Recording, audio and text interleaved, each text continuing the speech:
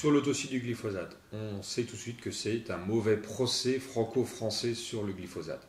J'en veux pour preuve l'Europe qui a reconduit l'application du glyphosate, l'utilisation du glyphosate pour 8 ans, enfin maintenant moins de 8 ans parce qu'il y a plus d'1 an qu'on en parle, mais qui avait reconduit pour plus de 7 ans l'application du glyphosate.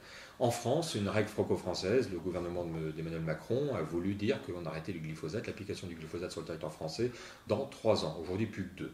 Donc c'est quelque chose qui crée tout de suite une distorsion de concurrence sur les pratiques agricoles, au-delà du côté agronomique, hein, on en reviendra tout à l'heure, mais sur la distorsion des pratiques agricoles, c'est-à-dire que nos amis européens, eux, peuvent encore utiliser cette molécule-là pour des pratiques agricoles classiques, entre guillemets, et que nous, le bon français, sans moyens d'alternatives aujourd'hui existantes, on nous retire une molécule qui s'inscrivait à la fois dans une nouvelle gestion, une meilleure gestion agronomique des sols avec la préservation des sols, avec une application du glyphosate dans des manières très raisonnées et qui faisait qu'aujourd'hui on limitait les surfaces retournées en hiver en limitant les érosions.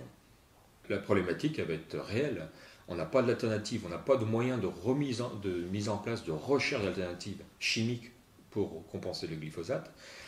Il y aura probablement dans le temps des alternatives agronomiques ou mécaniques, entre guillemets, mais il faut un temps de recherche et de développement de ces nouvelles pratiques qui ne nous reste plus que 2 ans aujourd'hui quand on prend le calendrier du gouvernement. Donc c'est quelque chose qui aujourd'hui n'est pas concevable.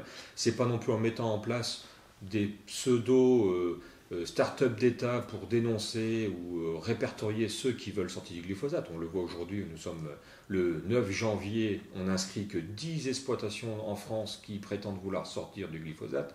Ça démontre bien aujourd'hui l'inutilité de mettre en place ce genre d'outil-là. On est sur une communication négative, et ça, il faut que le gouvernement l'entende. Nous, on attend plutôt à une prise de décision, à une recherche d'alternatives pour permettre à nos producteurs, nos agriculteurs, de pouvoir travailler les sols correctement.